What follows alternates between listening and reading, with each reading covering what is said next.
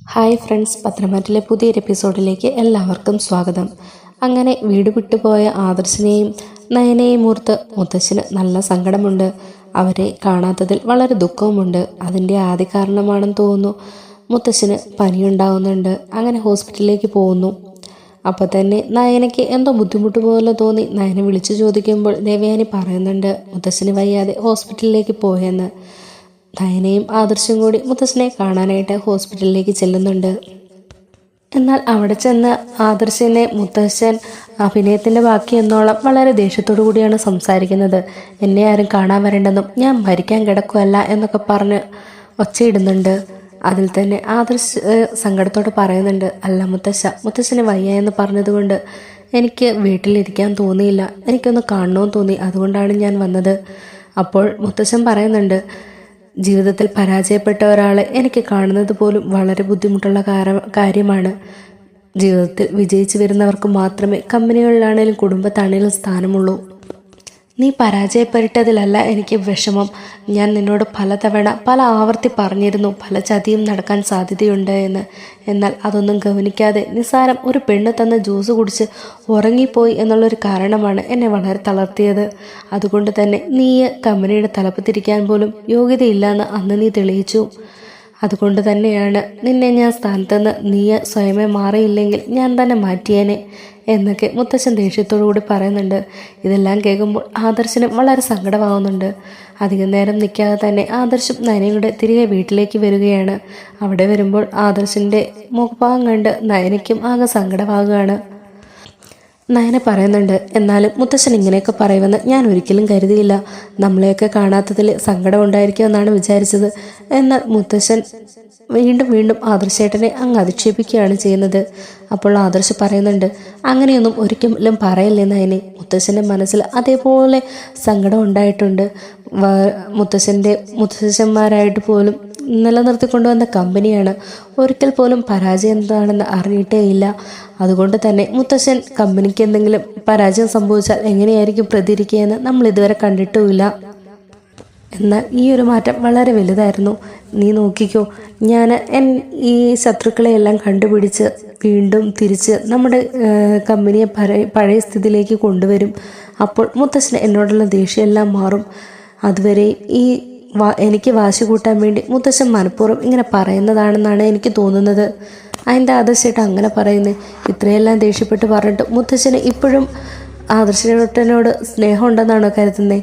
അതെ, മുത്തശ്ശൻ എന്നെയാണ് ഏറ്റവും ആദ്യം കൊച്ചുമകനായി കണ്ടത്. അതുകൊണ്ട് തന്നെ മറ്റുള്ളവരിൽ നിന്നും എന്നോട് വലിയ സ്നേഹമായിരുന്നു. ഏതു കാര്യത്തിലും മുത്തശ്ശൻ്റെ അതേ തനി പകർപ്പാണ് ഞാനെന്ന് പലതവണ മുത്തശ്ശൻ പറഞ്ഞിട്ടുണ്ട്. പിന്നെ എന്നിൽ നിന്ന് വന്ന ചെറിയൊരു പതനം, അത് ഞാൻ കമ്പനിയിൽ നിന്നുള്ള എൻ്റെ ശ്രദ്ധ മാറിയതുകൊണ്ടും വീട്ടിലേക്ക് ശ്രദ്ധ കൂടുതലായി എന്നുള്ളൊരു തോന്നൽ മുത്തശ്ശൻ ഉണ്ടാക്കിയിട്ടുണ്ട്. അതുകൊണ്ടാണ് എനിക്ക് ഈ ഒരു ശിക്ഷ തന്നത്.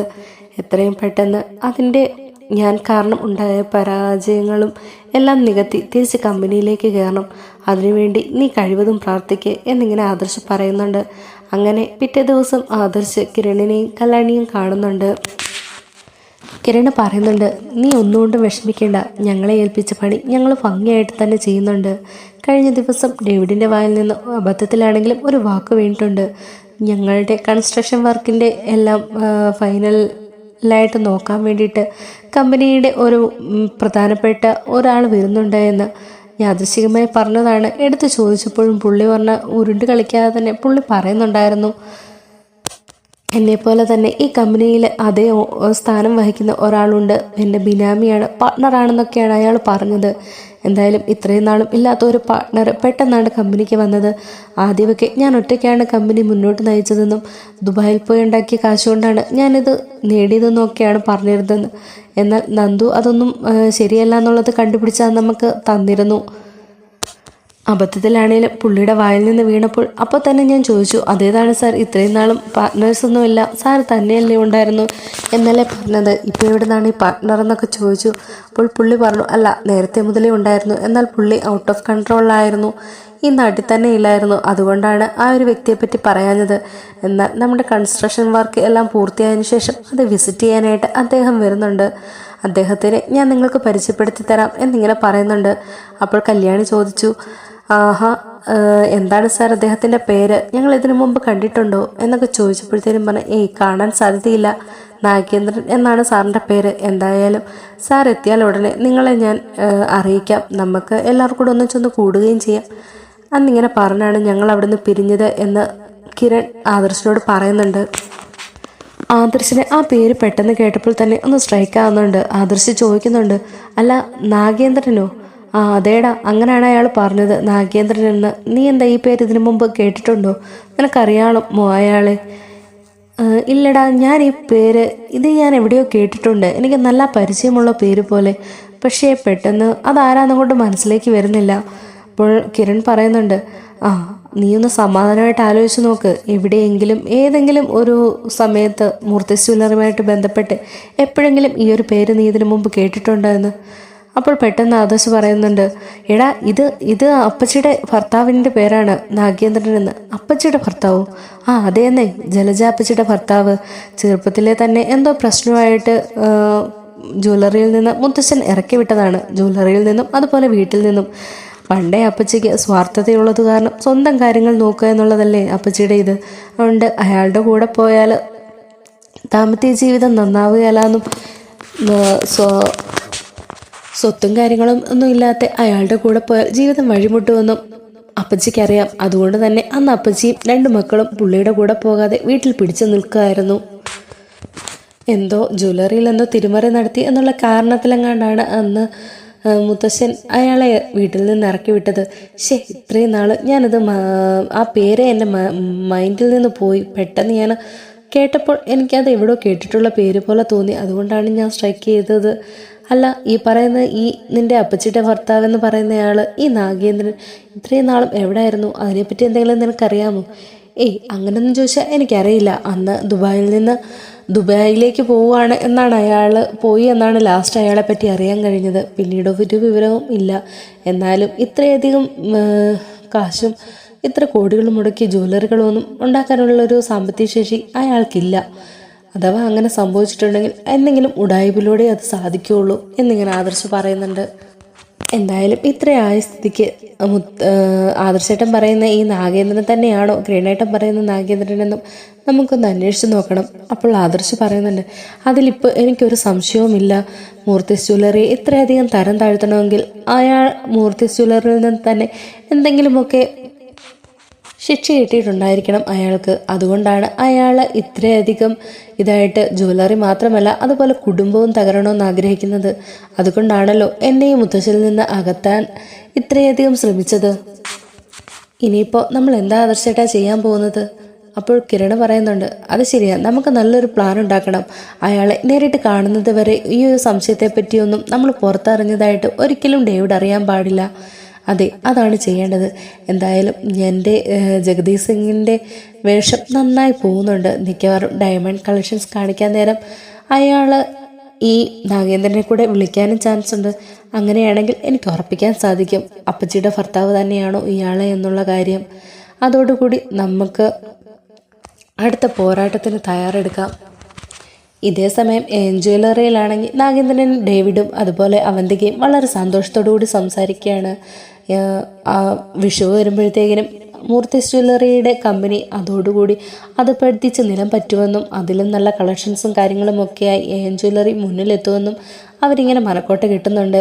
ഈ സമയത്ത് അവന്തിക പറയുന്നുണ്ട്, നയനാസ് കളക്ഷൻസിനെ വെല്ലുന്ന രീതിയിൽ നല്ല അടിപൊളി നല്ല കളക്ഷൻസും അതേപോലെ നല്ലൊരു ബ്രാൻഡോട് കൂടി ഈ വിഷുവിന് മുമ്പ് നമുക്ക് പുറത്തിറക്കണം.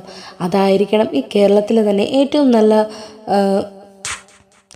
ഡിസൈനായി തിരഞ്ഞെടുക്കപ്പെടേണ്ടത്. അതിനുവേണ്ടി നമ്മൾ നല്ല ആൾക്കാരെ കണ്ടുപിടിക്കുക തന്നെ ചെയ്യണം. അപ്പോൾ ഡേവിഡ് പറയുന്നുണ്ട്, അതിനുവേണ്ടി കുറച്ച് പേര് വന്നായിരുന്നല്ലോ, മോള് കണ്ടതല്ലായിരുന്നു? ഏയ് അതൊന്നും ശരിയാവില്ല, അതൊന്നും നയനാസ് കളക്ഷൻ്റെ 7 അയൽവക്കത്ത് എത്തുന്നില്ല. അതിലും നല്ല ആൾക്കാരെ കണ്ടുപിടിക്കണം. അപ്പോൾ നാഗേന്ദ്രൻ പറയുന്നുണ്ട്, മോളുടെ ആഗ്രഹമല്ലേ, താൻ എന്തായാലും അതിനുവേണ്ടി നന്നായി ഒന്ന് പരിശ്രമിക്കുക, നല്ല കളക്ഷൻസൊക്കെ കൊടുക്കുക, ഇൻ്റർവ്യൂസൊക്കെ നോക്ക്, അതിൽ നിന്ന് നമുക്ക് മോൾക്ക് ഇഷ്ടപ്പെടുന്ന നല്ലൊരു കളക്ഷൻ തന്നെ നമുക്ക് തിരഞ്ഞെടുക്കാം എന്നിങ്ങനെ നാഗേന്ദ്രൻ പറയുന്നുണ്ട്. അവന്തിക അപ്പോൾ പറയുന്നുണ്ട്, എന്തായാലും ഞാൻ നയനേച്ചിയുടെ അരികെ വരെ ഒന്ന് പോയി നോക്കാം. ചേച്ചിക്ക് നല്ല കളക്ഷൻസൊക്കെ വിഷുവിന് വേണ്ടിയിട്ട് ഡിസൈൻ ചെയ്യുന്നുണ്ടായിരിക്കും. അത് പോയി അതിൽ നിന്ന് അടിച്ചു മാറ്റി അവരെ ലോഞ്ച് ചെയ്യുന്നതിന് മുമ്പ് നമുക്കത് ലോഞ്ച് ചെയ്യണം. അങ്ങനെയാണെങ്കിൽ നയനാസ് കളക്ഷൻ കോപ്പി അടിക്കുക ആണെന്നുള്ളൊരു നമുക്കിത് വരുത്തി തീർക്കുകയും ചെയ്യാം. ജ്വല്ലറിയെ കോപ്പി അടിച്ചാണ് ഇപ്പോൾ മൂർത്തി ജ്വല്ലറി ചെയ്യുന്നതെന്നും എന്തായാലും നമുക്ക് അതിനുവേണ്ടി ഒന്ന് ശ്രമിക്കാം അച്ഛാ. അപ്പോൾ പറയും, മോളെ ഒരിക്കലും മോളാണ് ഇതൊക്കെ ചെയ്യുന്നതെന്ന് അവർക്കൊരു സംശയം ഉണ്ടാകാൻ പാടില്ല. ഇത്രയും നാൾ ഒരു സംശയമില്ല ഞാൻ ഇതൊക്കെ ചെയ്തില്ലേ. എന്തെല്ലാം കാര്യങ്ങളാണ് ജ്വല്ലറിയിൽ നിന്ന് ഞാൻ അച്ഛന് വേണ്ടിയിട്ട് ചോർത്തി തന്നിട്ടുള്ളത്. അപ്പോൾ ഇതും ആരും തിരിച്ചറിയില്ല. ഞാൻ നോക്കിക്കോളാം ബാക്കി കാര്യങ്ങൾ എന്നും പറഞ്ഞ് അവന്തിക അവിടുന്ന് പോവാണ്. അതിനുശേഷം സ്നേഹം നടിച്ച് നയനേട്ടത്തിയെ കാണാനായിട്ട് അവന്തിക നയനയുടെ അരികിലേക്ക് വരികയാണ്. അവിടെ നിന്ന് ഒരുപാട് വർത്തമാനം പറയുകയൊക്കെ ചെയ്യുന്നുണ്ട്.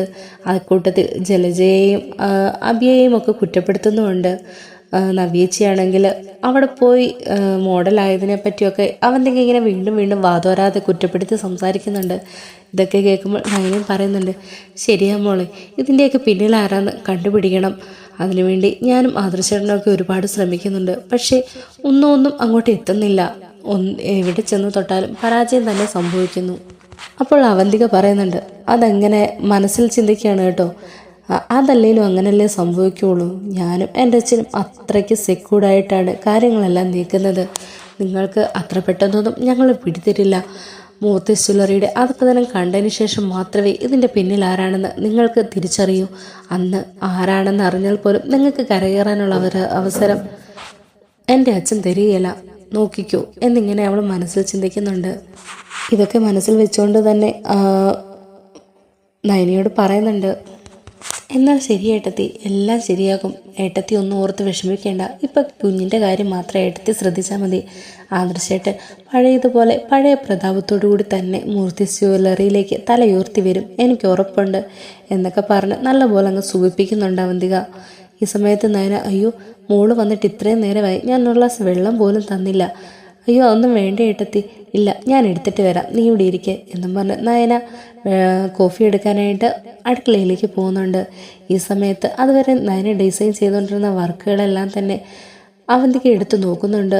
ആ ഫോട്ടോസെല്ലാം, ആ വരച്ച പടങ്ങളെല്ലാം തന്നെ അവന്തിക അവളുടെ ഫോണിലേക്ക് ആക്കുന്നുണ്ട്. എന്നാൽ ഇതൊന്നും നയനെ അറിയുന്നുണ്ടായിരുന്നേ ഇല്ല. അതിനുശേഷം നയന ഇട്ടുകൊണ്ട് വന്ന കോഫിയും കുടിച്ച് സന്തോഷമായിട്ട് അവന്തിക അവിടെ നിന്ന് പോവുകയാണ്. അങ്ങനെ കുറച്ച് ദിവസങ്ങൾക്ക് ശേഷം ജഗദീഷ് ഇങ്ങനെ ഡിസൈൻസ് എല്ലാം കാണിക്കാൻ വേണ്ടി, ഡയമണ്ട് കളക്ഷൻസ് കാണിക്കാൻ വേണ്ടി ഡേവിഡ് ക്ഷണിക്കുന്നുണ്ട്. അങ്ങനെ വീണ്ടും പഴയ പോലെ സിംഗിൻ്റെ വേഷമൊക്കെ അണിഞ്ഞ് ആദർശ് അവിടേക്ക് ചെല്ലുകയാണ്. അവിടെ കളക്ഷൻസ് കാണിക്കാനായിട്ട് സ്റ്റാഫുകൾ വന്ന് ഓരോ കളക്ഷൻസും കാണിക്കുന്നുണ്ട്. എന്നാൽ ആ കളക്ഷൻസൊക്കെ കാണുമ്പോൾ തന്നെ ആദർശ് പെട്ടെന്നൊന്ന് ഞെട്ടുന്നുണ്ട്. കാരണം വീട്ടിൽ വെച്ച് നയന വരച്ച് കാണിച്ച അതേ ഡിസൈനിലുള്ള ഡയമണ്ട് നെക്ലേസുകളാണ് അവിടെ കാണുന്നത്. ഇത് കണ്ടപ്പോൾ തന്നെ ആദർശിന് എവിടെയോ എന്തോ ഒരു പ്രഷർ പറ്റിയതായിട്ട് മനസ്സിലാവുന്നുണ്ട്. താൻ കൊടുക്കേണ്ട ജ്വല്ലറിക്കാരെ കാണിക്കാനാണെന്നും പറഞ്ഞുകൊണ്ട് തന്നെ ആദർശ് അതിൽ നിന്ന് ഡയമണ്ട് കളക്ഷൻസ് എല്ലാം തന്നെ ഫോട്ടോ എടുക്കുന്നുണ്ട്. അതിന് ഡേവിഡ് ആദ്യം എതിർപ്പൊന്നും പറയുന്നുണ്ടായിരുന്നില്ല. അങ്ങനെ ആ ഫോട്ടോസൊക്കെ എടുത്തുകൊണ്ടാണ് ആദർശ് പോകുന്നത്. അതിനുശേഷം ആദർശ് പറയുന്നുണ്ട്, എന്തായാലും ഞാൻ ഈ ഡീല് ഇത് കാണിച്ച് അവർക്ക് ഇഷ്ടപ്പെടുവാണെങ്കിൽ ഈ ഡീല് ഞാൻ ഉറപ്പിക്കുന്നതായിരിക്കും, അപ്പോൾ ഞാൻ വിളിക്കാം എന്ന് ഡേവിഡിനോട് പറയുന്നുണ്ട്. അപ്പോൾ ഡേവിഡ് പറയുന്നുണ്ട്, തീർച്ചയായും അങ്ങനൊരു ഡീലിങ്ങിന് ഞാൻ മാത്രമായിരിക്കില്ല, എന്നെ കൂടാതെ എൻ്റെ ഒരു പാർട്ണർ കൂടിയുണ്ട്, അദ്ദേഹം നിങ്ങളെ കാണാൻ വരും. അതിനുശേഷം നമുക്ക് ആ ഒരു മീറ്റിങ്ങിൽ വെച്ച് തന്നെ ഈ ഡീലിങ്സ് നടത്തുകയും ചെയ്യാം എന്നിങ്ങനെ പറയുന്നുണ്ട്.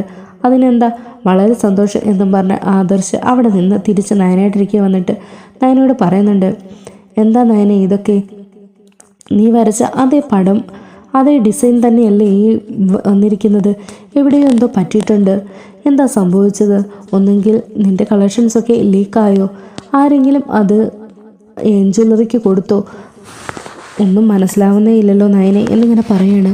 അപ്പോൾ നയനയും പറയും, ആദർശേട്ടാ ഞാൻ എത്ര നേരം കഷ്ടപ്പെട്ട് വരച്ചതാണെന്നറിയാമോ, ഇത് ഇത്ര പെട്ടെന്ന് ഇത് എങ്ങനെ ലീക്കായി, അതോ എന്നേക്കാൾ നന്നായി വരയ്ക്കുന്ന ആരെങ്കിലും ജ്വല്ലറിയിലുണ്ടോ, എനിക്കൊന്നും തന്നെ മനസ്സിലാവുന്നില്ല, ഞാൻ ഇനി എന്താ ആദർശേട്ടാ ചെയ്യുന്നു, നീ ഒന്നുകൊണ്ട് വിഷമിക്കാതെ, ഇതിലെന്തോ ചതി നടന്നിട്ടുണ്ട്, ഇല്ലെങ്കിൽ നീ വരച്ചതിൻ്റെ ഒരു കുനുപ്പോ കുത്തോ മാറാതെ അതേ രീതിയിൽ തന്നെ ഫോട്ടോസ് ഡിസൈൻ ചെയ്ത് വരിക എന്ന് പറഞ്ഞാൽ നിൻ്റെ ഡിസൈൻ ആരോ മോഷ്ടിച്ചു എന്നതിന് ഒരു സംശയവുമില്ല. അഥവാ നന്നായി വരയ്ക്കുന്നവരാണെങ്കിൽ പോലും എന്തെങ്കിലും ഒക്കെ ഡിസൈനിൽ മാറ്റങ്ങൾ സംഭവിക്കാം. ഇത് ഒന്നും തന്നെയില്ല, എല്ലാം അതുപോലെ തന്നെ, അതും ഡയമണ്ട് കളക്ഷൻസിൽ. നീ നോക്ക്, ഇതൊക്കെ ഈ വിഷുവിനെ നമ്മളെ പൊട്ടിക്കാനുള്ള ഒരു ചരടുവലി മാത്രമാണ്, എനിക്ക് നല്ല ഉറപ്പുണ്ട്. എന്നാലും ആദർശേട്ടാ, ഇതെങ്ങനെ ലീക്കായി? ഇത് ഞാൻ ഓഫീസിലേക്ക് പോലും എത്തിച്ചിട്ടില്ല, വീട്ടിലിരുന്ന് വരച്ചതല്ലേ. അങ്ങനെയാണെങ്കിൽ ഈ വീട്ടിലുള്ളവർ ആരെങ്കിലും വഴിയല്ലേ ഇത് വെളിയിൽ പോകൂ. അതിന് നമ്മൾ രണ്ടും അല്ലാതെ ഈ വീട്ടിലെ ഈ കാര്യങ്ങളൊക്കെ അറിയുന്ന മറ്റൊരാളും ഇല്ല. അപ്പോൾ എങ്ങനെയാണ് ആദർശേട്ടാ ഇത് വെളിയിൽ പോയത്? എനിക്കൊന്നും അങ്ങോട്ട് വിശ്വസിക്കാൻ പറ്റുന്നില്ല. എന്തായാലും ഈ ഡീലിങ്സിന് ഓക്കെ ആണെന്ന് ഞാൻ ഡേവിഡിനെ അറിയിക്കാൻ പോവാണ്. അയാളുടെ ഒരു പാർട്ണറെ പറ്റി എൻ്റെ ഒരിക്കൽ പറഞ്ഞു. കിരൺ പറഞ്ഞതുപോലെ നാഗേന്ദ്രൻ തന്നെയായിരിക്കും. അയാളെ നേരിട്ട് കാണാനുള്ളൊരവസരം ഉണ്ടെന്നാണ് പറഞ്ഞത്. എത്രയും പെട്ടെന്ന് തന്നെ അത് നടക്കണം. ഞാൻ ഉദ്ദേശിച്ച ആൾ തന്നെയാണോ, അപ്പച്ചിയുടെ ഭർത്താവാണോ അതെന്ന് എനിക്ക് ഉറപ്പ് വരുത്തണം. അതാണ് എൻ്റെ പ്രധാന അജണ്ട. എന്നാലും എനിക്കങ്ങോട്ട് സഹിക്കാൻ പറ്റുന്നില്ല ആദർശേട്ട. എത്ര ദിവസത്തെ എൻ്റെ ഉറക്കമൊളിച്ചുള്ള കഷ്ടപ്പാടാണ് ഈ ഡിസൈൻ. അത് നിമിഷ നേരം കൊണ്ട് ഇങ്ങനെ ആയല്ലോ എന്നോർക്കുമ്പോൾ വല്ലാത്ത സങ്കടം. നീ അതൊന്ന് ഓർത്ത് വിഷമിക്കേണ്ട നയനെ, നമുക്ക് ഇതിലും നല്ല ഡിസൈൻ ചെയ്യാന്നേ എന്നിങ്ങനെ പറഞ്ഞ് ആദർശ് നയനെ സമാധാനിപ്പിക്കുന്നുണ്ട്. അതിനുശേഷം ആദർശ് ഡേവിഡിനെ വിളിച്ച് ഡീലിങ്സിന് സമ്മതമാണെന്നൊക്കെ അറിയിക്കുന്നുണ്ട്. അപ്പോൾ പിറ്റേന്ന് തന്നെ ഒരു ഹോട്ടൽ റൂമിൽ വെച്ച് ബാക്കി എല്ലാ കാര്യങ്ങളും ചെയ്യാമെന്ന് ആദർശിനെ ഡേവിഡ് അറിയിക്കുകയാണ്. അങ്ങനെ പിറ്റേന്ന് ഇതേപോലെ തന്നെ വേഷം മാറി ആദർശ് നാഗേന്ദ്രനെ കാണാനായിട്ട് അവിടേക്ക് ചെല്ലുകയാണ്. ഡേവിഡ് പറഞ്ഞതുപോലെ ഡീലിങ്സ് ഒപ്പുവെക്കാനാണ് ചെല്ലുന്നത്. അവിടെ നാഗേന്ദ്രനും ഉണ്ടാവുമെന്നാണല്ലോ പറഞ്ഞത്. അങ്ങനെ നേരിട്ട് അവിടെ ഡേവിഡ് ക്ഷണിച്ചുകൊണ്ട് തന്നെ റൂമിലേക്ക് കൊണ്ടുപോകുന്നുണ്ട്. അവിടെ ചെന്ന് നാഗേന്ദ്രൻ ആദർശിന് കൈ കൊടുത്ത് കയറ്റുന്നുണ്ട്. ആ കൂട്ടത്തിൽ തന്നെ അവന്തികയും കാണുമ്പോൾ ആദർശ് വല്ലാതൊന്ന് ഇതാവുന്നുണ്ട്. എന്നാൽ അതൊന്നും പുറത്ത് കാണിക്കുന്നില്ല കേട്ടോ. കാരണം ജഗദീഷ് സിംഗായിട്ടാണല്ലോ ആദർശ് പോയേക്കുന്നത്. അപ്പോൾ ഇതാരാണെന്ന് ഡേവിഡിനോട് പരിചയപ്പെടുത്തുമ്പോൾ ഡേവിഡ് പറയും, ഇതാണ് കമ്പനിയുടെ പാർട്ട്ണറാണ്, എൻ്റെ ബിനാമിയാണ് നാഗേന്ദ്രൻ, അദ്ദേഹത്തിൻ്റെ മകളാണിത്. രണ്ടുപേരും ഇവരും കൂടിയാണ് ഈ കമ്പനി ഇത്രയും വരെ എത്തിച്ചത് എന്നൊക്കെ പറഞ്ഞ് അവരെ നല്ലപോലെ പുകഴ്ത്തുന്നുണ്ട്. അങ്ങനെ ഡീലിങ്സ് ഒക്കെ ഒപ്പുവെച്ച് അവരുടെ കൂട്ടത്തിൽ നിന്ന് ഒരു സെൽഫിയൊക്കെ എടുത്തിട്ടാണ് ആദർശ് അവിടെ നിന്ന് വരുന്നത്. കാരണം തെളിവ് വേണമല്ലോ എന്നാണ് ആദർശ് ഉദ്ദേശിച്ചിരിക്കുന്നത്. ഒരു ഹൈഡൻ ക്യാമറ ഒക്കെ ആയിട്ടാണ് ആദർശ് പോയത്. ഇതൊന്നും തന്നെ നാഗേന്ദ്രനും അതുപോലെ അവന്തികയൊന്നും അറിയുന്നുണ്ടായിരുന്നില്ല. അങ്ങനെ അവിടെ നിന്ന് വെളിയിൽ ഇറങ്ങിയ ഉടനെ തന്നെ ആദർശ് നയനെ വിളിക്കുന്നുണ്ട്. നയനെ, നിന്റെ കളക്ഷൻസൊക്കെ എങ്ങനെയാണ് ലീക്കായെന്ന് നിനക്ക് സംശയമല്ലായിരുന്നു ഇത്രയും നേരം? നിന്നെ കാണാൻ വേണ്ടി കഴിഞ്ഞ ദിവസം അവന്തിക വന്നതെന്ന് നീ ഓർക്കുന്നില്ലേ? അവള് വന്നിരുന്നു, അതിന് നമ്മളെന്തിനാ അവളെ സംശയിക്കുന്നത് ആദർശേട്ടാ? എന്നാൽ അവളെ സംശയിക്കില്ല, അവളാണ് ഇതിനകത്ത് ഏറ്റവും വലിയ ചതി ചെയ്തുകൊണ്ടിരിക്കുന്നത്. ഇതുവരെ നടന്ന ഓഫീസിലെ കാര്യങ്ങളെല്ലാം ഗ്രൂപ്പിനെ അറിയിച്ചത് നിന്റെ ചേച്ചി നവ്യയോ അല്ലെ അഭിയോ ജലജാപിച്ചോ അല്ല, അവന്തികയാണ്. നമ്മുടെ കൂട്ടത്തിൽ നിന്ന് സത്യസന്ധത കളിച്ച് നല്ലവളാണെന്ന് ചമഞ്ഞ് അവൾ എല്ലാ കാര്യങ്ങളും അവളുടെ അച്ഛനെ ചോർത്തി കൊടുത്തുകൊണ്ടിരിക്കുകയായിരുന്നു എന്നൊക്കെ ആദർശ് പറയാണ്. ഇതെല്ലാം കേട്ട് നയനയും ആകെ സ്തംഭിച്ചു പോവും. ഇനി എന്താ ആദർശേട്ടാ ചെയ്യേണ്ടത്? അതിനുള്ള വഴിയൊക്കെ ഞാൻ കണ്ടിട്ടുണ്ട്, ഇതധികം മുന്നോട്ട് പോകാതെ ഞാൻ തന്നെ പൊളിച്ചെടുക്കും എന്നിങ്ങനെ ആദർശ് പറയുന്നുണ്ട്. അതിനുശേഷം ആദർശ് നേരെ മുത്തശ്ശനെ കാണാൻ വേണ്ടി ചെല്ലുകയാണ്. മുത്തശ്ശനെ കാണുമ്പോൾ ആദ്യമൊക്കെ മുത്തശ്ശൻ മുഖം തിരിച്ചു പോകുമ്പോൾ മുത്തശ്ശനോട് ആദർശ് പറയും, മതി മുത്തശ്ശ ഈ നാടകമൊക്കെ, എന്തായാലും ഞാൻ ചെയ്ത തെറ്റ് ഞാൻ തിരുത്തിയിട്ടുണ്ട്. മൂർത്തി ജ്വല്ലറിയെയും അതേപോലെ അനന്തപുരി തറവാടിനെയും തകർക്കാൻ വേണ്ടി ഒരുമ്പിട്ട് ഇറക്കിയ ആ ശത്രു ആരാണെന്ന് ഞാൻ കണ്ടുപിടിച്ചു കഴിഞ്ഞു. അപ്പോൾ ആദർശിനെ മുത്തശ്ശൻ ഒന്ന് നോക്കുന്നുണ്ട്. പറയാം, അതെ മുത്തശ്ശ, എനിക്കറിയാം ഈ മുത്തശ്ശൻ്റെ മനസ്സ്. എന്നെ വാശി കയറ്റാൻ വേണ്ടിയാണ് ഇങ്ങനെ ഓരോന്നൊക്കെ പറഞ്ഞതും തള്ളി പറഞ്ഞതെന്നും എനിക്ക് നന്നായിട്ടറിയാം. അതുകൊണ്ട് തന്നെ ഇത് സത്യാവസ്ഥ അറിയുമ്പോൾ ആദ്യം ഓടി വന്ന് അറിയിക്കേണ്ട മുത്തശ്ശനെയാണെന്ന് എനിക്ക് തോന്നി. അതുകൊണ്ടാണ് ഞാൻ ഇങ്ങോട്ട് തന്നെ വന്നത്. ഇത് കാണ് എന്നും പറഞ്ഞ് അവിടെ നടന്ന വീഡിയോയും അതേപോലെ അവന്തികയും നാഗേന്ദ്രനും ഒന്നിച്ചിരിക്കുന്ന ഫോട്ടോസും ഇവർ സെൽഫി എടുത്തതും എല്ലാ കാര്യങ്ങളും ആദർശ് മുത്തശ്ശനെ കാണിക്കുകയാണ്. ഇത് കാണുമ്പോൾ മുത്തശ്ശൻ ഒന്ന് ഞെട്ടുന്നുണ്ട്. മുത്തശ്ശൻ ചോദിക്കുന്നുണ്ട്, അപ്പോൾ ഇതിനെല്ലാം പിന്നിൽ നാഗേന്ദ്രനായിരുന്നല്ലേ? അതേ മുത്തശ്ശ, പണ്ട് മുത്തശ്ശൻ ഇറക്കി വിട്ടില്ലേ കമ്പനിയിൽ നിന്ന്, അതിൻ്റെ വൈരാഗ്യം തീർക്കാൻ വേണ്ടി അവൻ ചെയ്തതാണ്. പക്ഷേ അതിനും അവൻ കള്ളത്തരത്തിലൂടെയാണ് ചെയ്തത്. ദുബായിൽ ഒരു ബിസിനസ് നടത്തിക്കൊണ്ടിരുന്ന പാവപ്പെട്ട ഒരു കുടുംബം ഉണ്ടായിരുന്നു. അതും ഇതേപോലെ ഗോൾഡ് ബിസിനസ്സാണ്.